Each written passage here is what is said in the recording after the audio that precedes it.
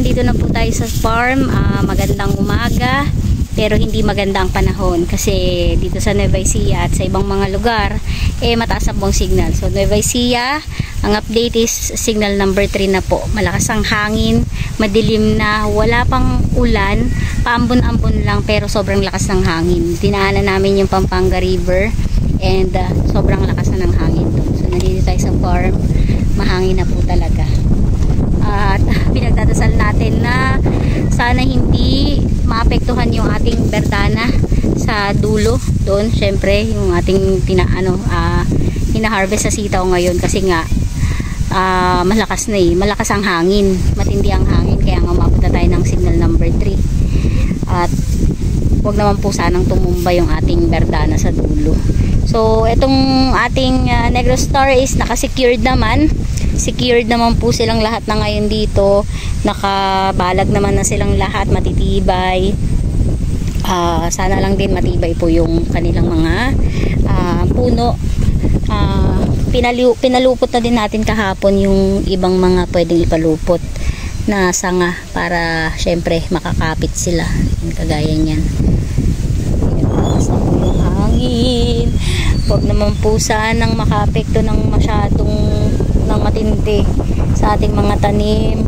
Huwag naman po sana na mayroong balag na tumumba at para naman po hindi malaking epekto ang mangyayari sa ating mga pananim, pati po sa ibang mga farmers na din. Ayan. Pitas ngayon, tingnan natin kung may mapipitas tayo sa berdana kasi syempre palaos na din yung ating berdana mahangin po talaga. Itong mga puno natin ng papaya. Matitibay naman ang mga papaya, di ba di? Hindi naman siguro matutumba. May mga bunga pa naman na lahat ng papaya natin. Silipin po natin. Yung ating mga papaya, may mga bunga na. So, ha-harvest na din tayo dyan sa mga susunod. Kagaya niyan.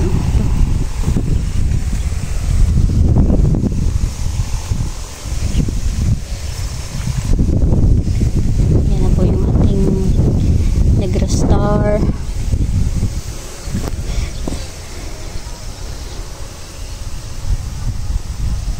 Kumapit kayo ha, huwag kayong bibigay ha kahit sobrang lakas ng hangin.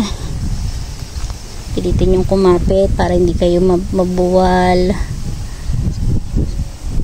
para naman mabuhay kayo at konting panahon na lang tayo ha-harvest na. Nagdamo din pala kami kahapon doon sa mga gitna banda. Nagbawas-bawas din ng mga damo kahit paano. Tagapangin lang natin sila para naman may kapitan sila.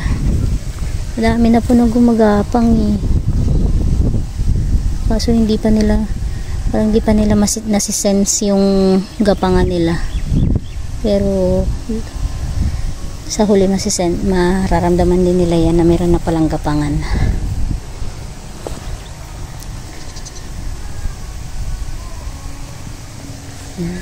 Ito may bunga na din itong papaya dito. Madami tayong papaya na may mga bunga na. Ito, ano kaya nangyari dito? Nanilaw. Ayan. Tutulungan ko muna na magpalupot si daddy ng mga sitaw para din kahit paano maisalba natin sila. Tapos si daddy mamimitas din siya. Lakas ng hangin, grabe. Lakas po ng hangin. Tingnan nyo naman yung mga tanim natin. Sana hindi sila tumumba.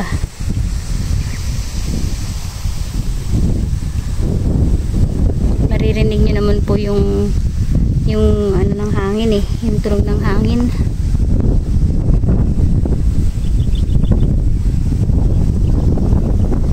Maging malakas kayo ha, huwag kayo tutumba ha. So hanggat kaya papaliputin namin yung mga sumisibol na sitaw para kumapit na sila sa balag. Buti na lang natapos na talaga yung balag saka yung paglileting.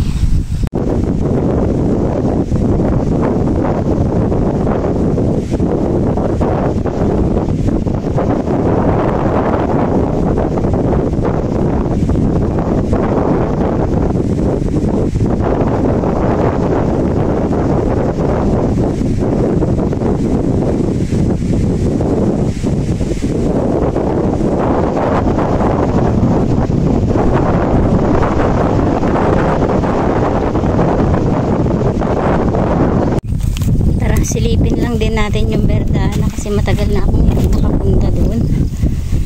Dito tayo dumaan sa sa dating Makisig. Ayan, nalinis na dito, pinabulok lang talaga yung mga baging ng ng sitaw. Pero ayan, tumutubo na naman po yung mga damo. Tumutubo na naman sila. Pero natuyo din yung mga damo na tinanggal. Medyo mahaba ito ha. Ayan, silipin natin si Daddy. Kasi dito nagpipitas siya. Alaos na din pala. Ay, lakas ng hangin. Hindi lang po natin may pipitas. Siguro baka pang ulam lang ito.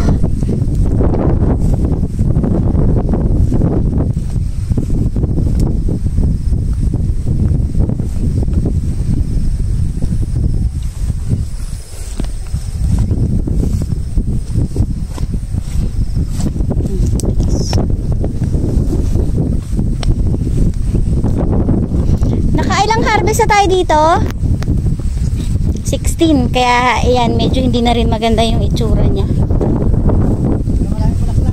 pero madaming bulaklak.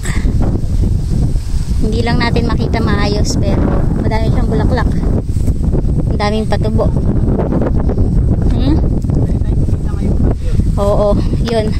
So kung sakali, wag naman sana, pero sigurado po yan na maraming maapektuhan ngayong ngayong bagyong Pipito.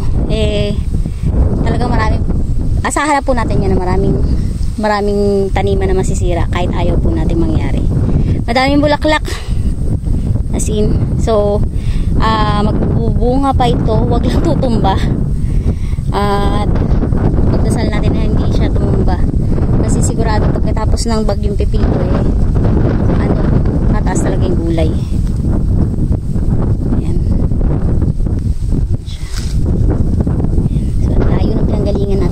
Sa dulo galing. Doon sa dulo pa tayo galing. Ayan. Walang ulan pero mahangin. Yun ang meron dito. Oo. Tuloy ko muna yung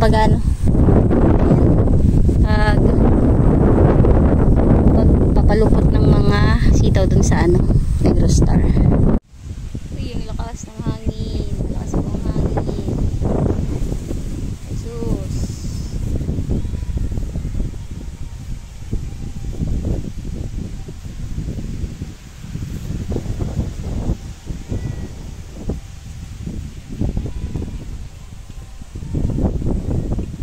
So tapos na tayong mamitas, sorry. So nakaapat tayo na good at saka 5 na segunda. Uuwi na tayo dahil masyado ng sobrang lakas ng hangin, halos sinatangay na nga ako eh. So para ma-save natin itong kubo, tatanggalin natin yung trapal kasi sigurado, for sure, yan na nga pong sinasabi ko po, diba? Talaga pong siya, hahanginin to mamaya at baka mapunit na lang ito ng hindi inaasahan. So para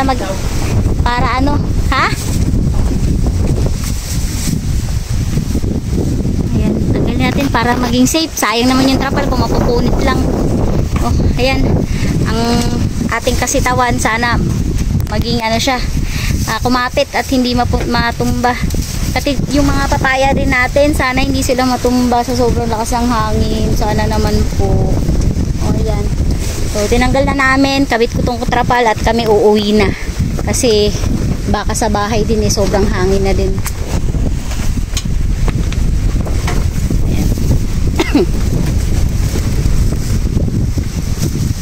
Nakaano din tayo kahit paano, 4 na good tapos 5 segunda.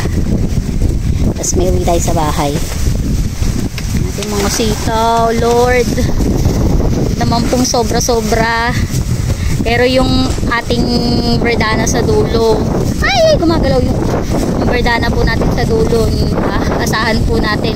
Huwag naman sana, pero baka po may matumbang balag doon. Sana nga ayan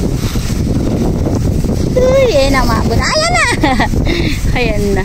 Ayan, tinanggal na lang talaga para sigurado. Tinanggal na lang talaga siya.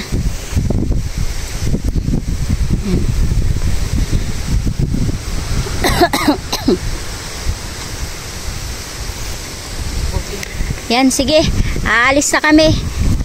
Pagtapos matupito kami na aalis na.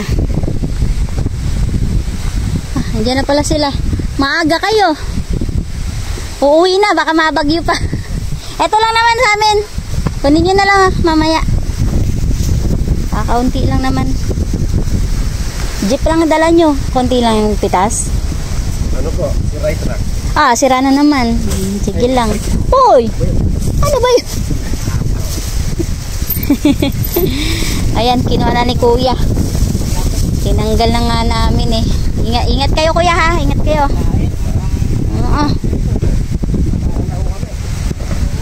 Ayan, kinuha na din. Sakto, dumating na din yung buyer. Sila Buto. So sakto, kinuha na yung napitas natin. Binigay na din yung faktura. So pwede na kami umog 90. Wah, tumaas. So nakaraan kasi 70. Nag 75. Tapos ngayon naging 90. Asahan natin na talagang mas tataas pa yan sa mga susunod na araw. Lalo pa dahil dito sa super typhoon na si Pepito. Ay, kawawa naman po yung mga puno ko. Yung aking mga papaya. Wag naman po sana sila tumumba. Diyos ko Lord. Diyos ko Lord. Ano, nakaya mo ba? Wait lang. Doon ako sa dulo. Ayan, go. Taka sa dulo. Hindi kaya talaga. Punta ka sa dulo. Okay. Good. Yang ano, yang duya. Dali na yan doon sa bak. Okay.